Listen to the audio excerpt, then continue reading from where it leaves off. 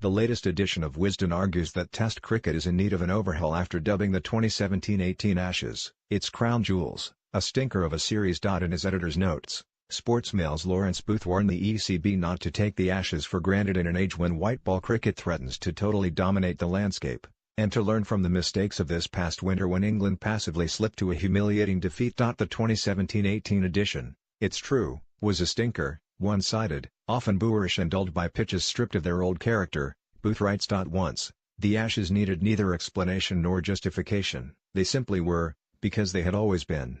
People do care, but, one suspects, not as much as they did. As a contest, the Ashes needs shaking up. The world game needs it too. If England v Australia sleepwalks towards the retirement home, what chance South Africa v Pakistan?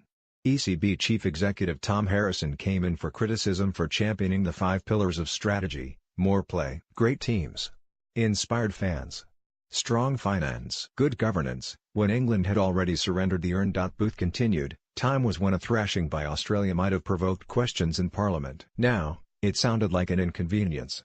It sounded as if surrendering the Ashes was being taken for granted. Of the Ben Stokes saga that provided the unwelcome backdrop for the 4-0 defeat by the Australians, he said it was reasonable that the ECB imposed a suspension while awaiting the Crime Prosecution Service's decision on a charge of affray, but perverse to lift it once he was charged, adding, the chances are England would have lost the Ashes with or without Stokes. But the Bristol brawl burdened an already difficult tour with an impossible load. Women dominated Wisden's Cricketers of the Year list, and the 155th edition as the revered Yellow Bible named a trio of England's World Cup winners among its fabled 5. Captain Heather Knight, all-rounder Nat Siver and seamer Anya Shrubsole were all honoured after the Lord's victory last July. The almanac not so much broke with tradition as belted it out of the ground.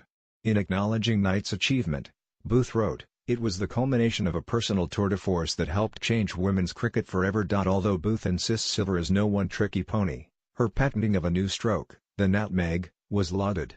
In Shrubsole, he argued, a national hero had been unearthed. As selections maintain an emphasis on the English summer, the other 2 places went to players influential in surprise successes, Shy Hope, whose twin hundreds helped secure West Indies' epic 5-wicket Test victory at Headingley, and Jamie Porter, the uncapped Essex bowler, whose 75-wicket collection provided the cornerstone of the newly promoted club's undefeated county championship title-winning campaign. And so for the first time in 16 years, a contemporary men's England international did not make the quintet, but the policy of casting the net wider and into new places saw Afghanistan's teenager leg spinner Rashid Khan become the inaugural winner of the leading 2020 cricketer in the world, 80 wickets in 2017 at a cost of 14 runs apiece.